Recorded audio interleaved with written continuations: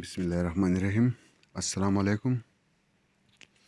ہمارا ٹاپک جاری ہے معلم اخلاق صلی اللہ علیہ وآلہ وسلم۔ اس سے پہلے لیکچر میں ہم نے نبی کریم صلی اللہ علیہ وآلہ وسلم کی اخلاق کی چند خوبیوں کے بارے میں پڑھا تھا، جن میں راست گوئی، ایفائے عہد، عفو درگزر، عدل و انصاف، ہمسایوں کے ساتھ حسن سلوک، مہمان نوازی وغیرہ۔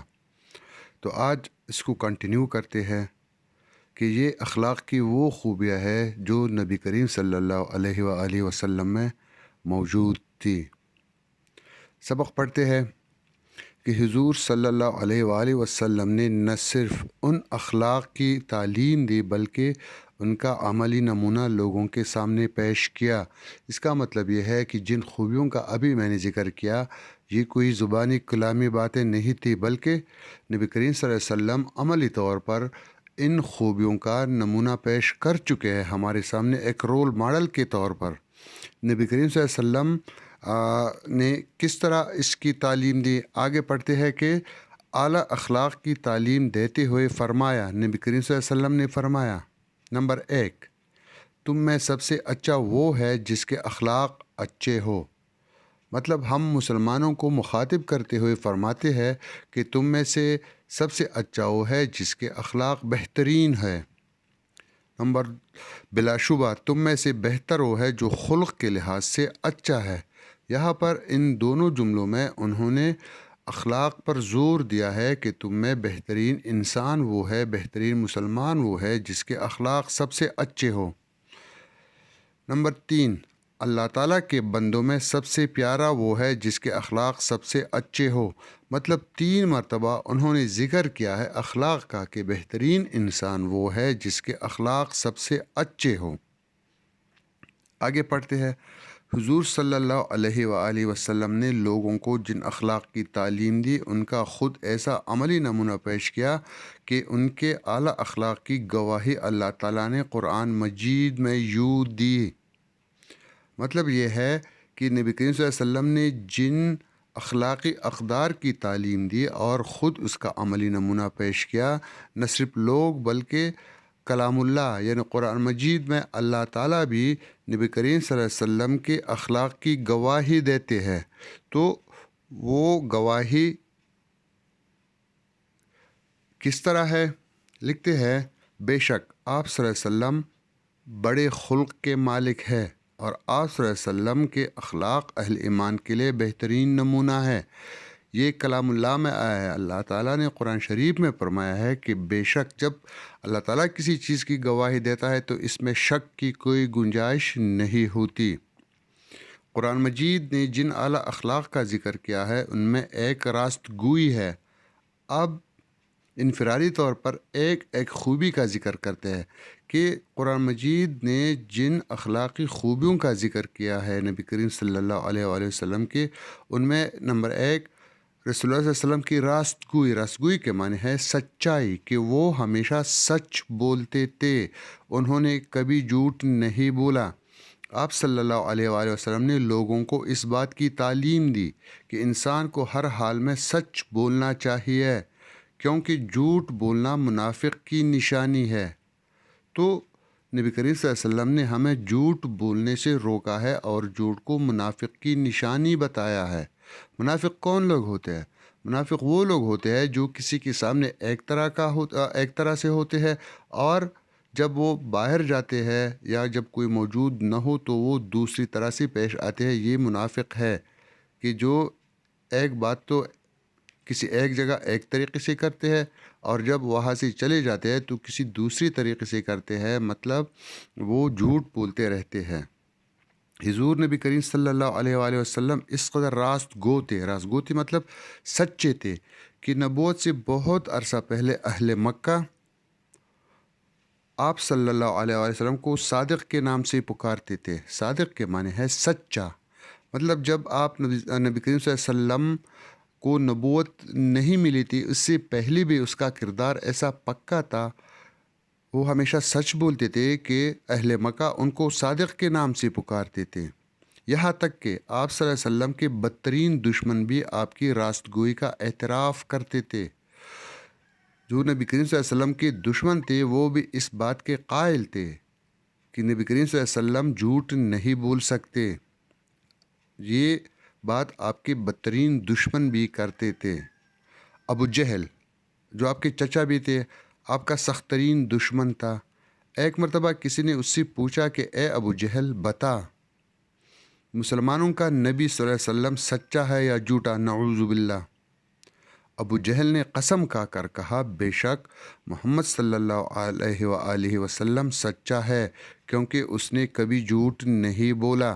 تو یہ گواہی اس کے بدترین دشمن ابو جہل نے دی ہے، اس کی سچائی کی گواہی. خوبی وہ ہوتی ہے جس کا اعتراف دشمن کرے. تو یہ نبی کریم صلی اللہ علیہ وسلم کی شان تھی. ایک اور خوبی مہمان نوازی. مہمان نوازی ایک نہایت اعلیٰ اخلاقی وصف ہے. وصف کے معنی ہے خوبی. تو مہمان نوازی بھی ایک اعلیٰ اخلاقی خوبی شمار کی جاتی ہے. اور آپ صلی اللہ علیہ وسلم نے جہاں مہمانوں کے حقوق واضح کیے، نبی کریم صلی اللہ علیہ وسلم ہمیشہ یہی تعلیم دیتے تھے کہ ہمیں مہمانوں کی خاطر تواضع کرنی چاہیے، مہمانوں کی خاطر مدارت کرنی چاہیے، مہمانوں کا خیال رکھنا چاہیے. تو یہ حقوق انہوں نے واضح کیے ہیں. وہاں یہ بھی بتا دیا کہ مہمان میزبان پر بے جا بوجھ نہ بنے. یہ دیکھیے انسانیت کا کمال کہ ایک طرف تو نبی کریم صلی اللہ علیہ وسلم مہمانوں کے حقوق واضح کرتے ہیں، تو دوسری طرف انہوں نے یہ بھی ارشاد فرمایا ہے کہ مہمان کو بھی چاہیے کہ وہ میزبان پر بے جا بوجھ نہ بنے. اس کا مطلب یہ ہے کہ وہ میزبان کو تنگ نہ کرے، اس سے بے جا چیزوں کا مطالبہ نہ کرے، ان کے ہاں اتنی دیر تک نہ ٹھہرے کہ وہ میزبان اس کو اپنے اوپر بوجھ محسوس کرنے لگے. تو مہمانوں کے لیے بھی انہوں نے کرائٹیریا مقرر کیا ہے، تو وہاں پر میزبان کے لیے بھی کرائٹیریا مقرر کیا ہے، اصول وضع کیا ہے، مہمان کے لیے بھی اور میزبان کے لیے بھی. آپ صلی اللہ علیہ وسلم کی مہمان نوازی کا یہ عالم تھا، مطلب یہ حالت تھی کہ خود بھوکے رہ کر مہمانوں کو کھانا کھلاتے تھے. نبی کریم صلی اللہ علیہ وسلم مہمانوں کا بہت خیال رکھتے تھے، خود بھوکے رہ کر ان کو کھانا کھلاتے تھے اور مہمانوں کی ہر طرح سے خدمت کرتے تھے.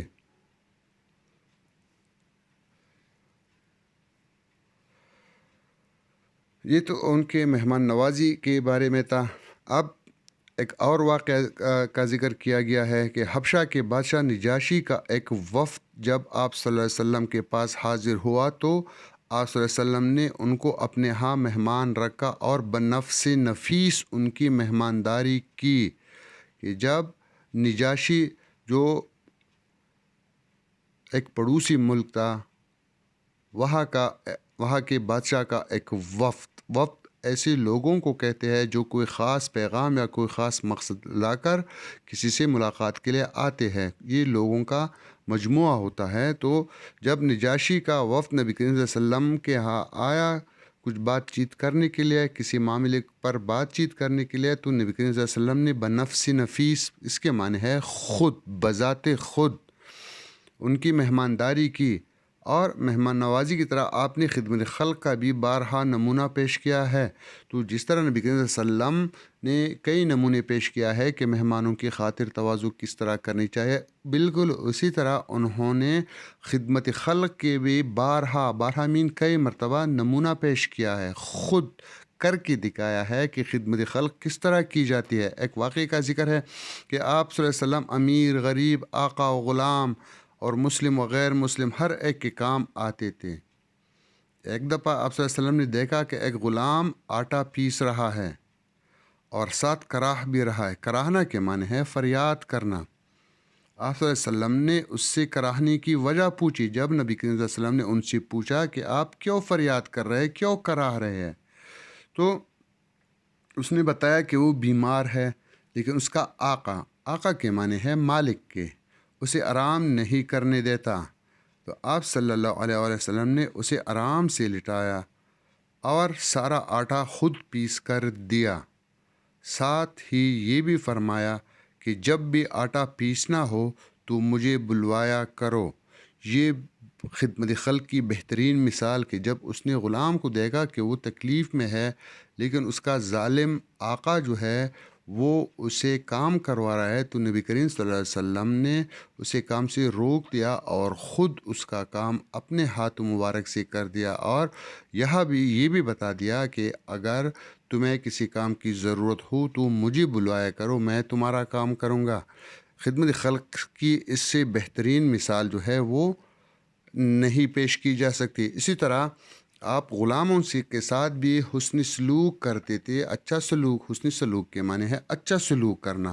آپ صلی اللہ علیہ وسلم غلاموں سے حسن سلوک کی بار بار تاکید فرمایا کرتے تھے۔ تاکید فرمانا اس کے معنی ہے کوئی بات زور دے کر کہنا، مطلب نبی کریم صلی اللہ علیہ وسلم نے یہ بات زور دے کر کہی ہے کہ غلاموں کے ساتھ حسن سلوک یعنی اچھا سلوک کیا کرو۔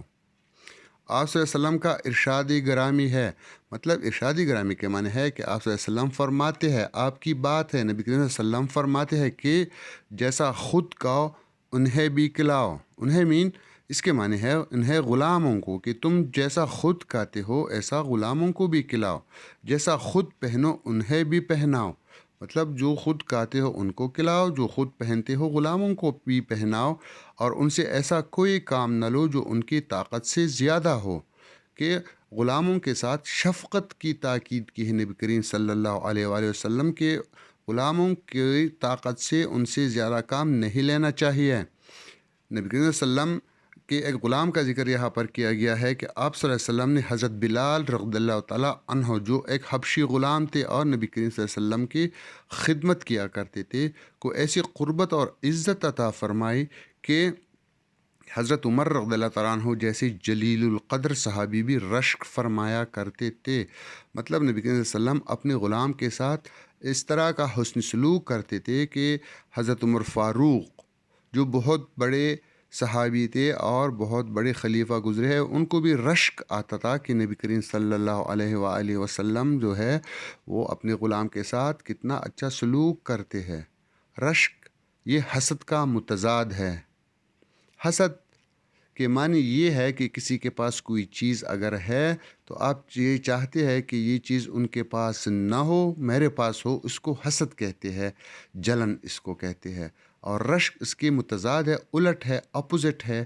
اس کے معنی ہے کہ یہ چیز ان کے پاس ہے، کاش یہ چیز میرے پاس بھی ہو، تو اس کو رشک کہتے ہیں کہ جس کے پاس آپ نے کوئی چیز دیکھی ہے ان کے پاس بھی ہو اور میرے پاس بھی ایسی چیز آ جائے تو اس کو رشک کہتے ہیں، اور اسلام میں رشک کی اجازت دی گئی ہے۔ آپ صلی اللہ علیہ وسلم کے حسن سلوک اور احترام انسانیت کا احترام کی معراج یہ تھی۔ معراج بلندی کو کہتے ہیں کہ حضرت انس رضی اللہ تعالیٰ عنہ نے 10 سال آپ صلی اللہ علیہ وآلہ وسلم کی خدمت کی، لیکن آپ صلی اللہ علیہ وآلہ وسلم نے ایک بار بھی ان سے سختی سے بات نہیں کی۔ تو یہ چند واقعات تھے جو نبی کریم صلی اللہ علیہ وآلہ وسلم کے بارے میں تھے۔ اس کے علاوہ ایک اور اس کے اخلاق کی خوبی یہ ہے کہ آپ صلی اللہ علیہ وسلم بیماروں کی بیمار پرسی فرماتے تھے اور اس کی تلقین بھی فرماتے۔ تلقین اور تاکید ہم معنی ہے کہ خود بھی بیماروں کی عیادت کے لیے جایا کرتے تھے۔ بیمار پرسی کے معنی ہے عیادت کرنا، بیمار کا حال پوچھنا، تو خود بھی بیمار کا حال پوچھتے تھے اور اس کی تلقین مطلب تاکید بھی فرماتے تھے کہ آپ لوگوں نے بیماروں کی بیمار پرسی کرنی چاہیے۔ اس سلسلے میں اپنے بیگانے مسلم یا غیر مسلم کی کوئی تخصیص نہیں تھی۔ بیگانے کے معنی ہے پرائے، مطلب یہ ہے کہ نبی کریم صلی اللہ علیہ وسلم یہ نہیں دیکھتے تھے کہ بیمار جو ہے وہ اپنا ہے یا پرایا ہے، مسلمان ہے یا غیر مسلم ہے، اس کی کوئی تخصیص نہیں تھی۔ تخصیص کے معنی ہے مخصوص کرنا۔ جب بھی کسی کی بیماری کی خبر سنتے تو عیادت کے لیے چلے جاتے۔ اس سلسلے میں بھی ڈھیر سارے واقعات موجود ہے کہ نبی کریم صلی اللہ علیہ وسلم غیر مسلموں کی عیادت کے لیے بھی جایا کرتے تھے۔ وہ یہودی خاتون کی کہانی آپ نے یقیناً سنی ہوگی کہ نبی کریم صلی اللہ علیہ وسلم پر جب وہ راستے سے گزرتی تھی تو کچرا پھینکتی تھی اس پر۔ ایک مرتبہ گئے، دوسری مرتبہ گئے، تو جب وہ کچھ دنوں کے لیے نبی کریم صلی اللہ علیہ وسلم پر کچرا پھینکتی نہیں آئی تو نبی کریم صلی اللہ علیہ وسلم نے کسی سے دریافت کیا کہ یہاں پر ایک خاتون ہوا کرتی تھی، اب وہ نہیں ہے، مسئلہ کیا ہے؟ تو اس کو بتایا گیا کہ وہ بیمار ہے، تو نبی کریم صلی اللہ علیہ وسلم اس کی عیادت کو چلے گئے تھے۔ تو یہ بیمار پرسی کی ایک بہترین مثال انہوں نے پیش کی ہے۔ ہمیں بیمار کے پاس نبی کریم صلی اللہ علیہ وسلم جب جاتے تو ان کے پاس بیٹھتے، اسے تسلی دیتے اور صحت یابی کے لیے دعا فرماتے۔ ہمیں چاہیے کہ ہم آپ صلی اللہ علیہ وسلم کے اسوہ حسنہ کی پیروی کریں۔ ہماری عظمت کے معنی ہے بڑائی، اور کامیابی کا راز اسی میں پوشیدہ ہے۔ پوشیدہ ہے مطلب چھپا ہوا ہے کہ ہم سرور کائنات صلی اللہ علیہ وآلہ وسلم کی اتباع کے معنی ہے پیروی کرنا، اپنی زندگی کا نصب العین بنا لے۔ نصب العین کے معنی ہے خاص مقصد، واحد مقصد اپنی زندگی کا بنائے، اور روزمرہ کے معاملات اور معمولات میں نبی کریم صلی اللہ علیہ وسلم کے ارشادات عالیہ کو مشعل راہ بنائے۔ مشعل راہ بنانا، راستے کا چراغ بنانا۔ تو ہمیں بھی چاہیے کہ نبی کریم صلی اللہ علیہ وسلم نے ہمیں جن اخلاقی خوبیوں کی تعلیم دی ہے اور خود اس کا عملی نمونہ پیش کیا ہے کہ اسے اپنے لیے راستے کا چراغ بنائے اور اس کی پیروی کرے، تب ہم اچھے انسان اور اچھے مسلمان بن سکتے ہیں۔